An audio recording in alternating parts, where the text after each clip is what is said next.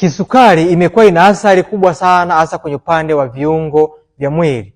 Ugonjwa wa kisukari usipodhibitiwa mapema imekuwa ina madhara makubwa sana hasa kwenye upande wa viungo.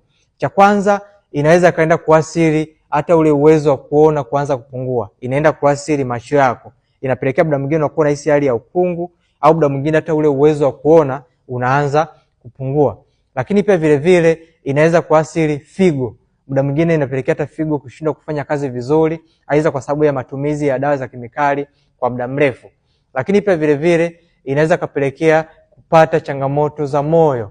Muda mwingine moyo unaanza kutanuka au moyo kuwa mpana kwa sababu ya changamoto au madhara ya ugonjwa wa kisukari.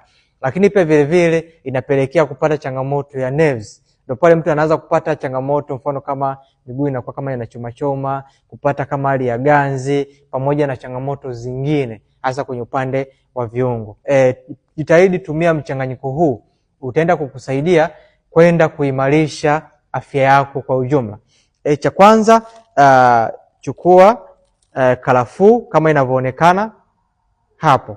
Na kitu cha pili, chukua majani ya mchaichai na majani ya mpela. Baada ya hapo utachanganya kwenye maji, utachemsha maji yako ya moto, utakunywa asubuhi na jioni. Tumia angalau kwa muda wa wiki 2, yani siku 14 hadi mwezi mzima. Kila siku ukitumia mchanganyiko huu itaenda kupatia matokeo ambayo yatakuwa ni mazuri zaidi hasa kwenye upande wa afya yako. Share video hii ili na wengine waweze kujifunza zaidi.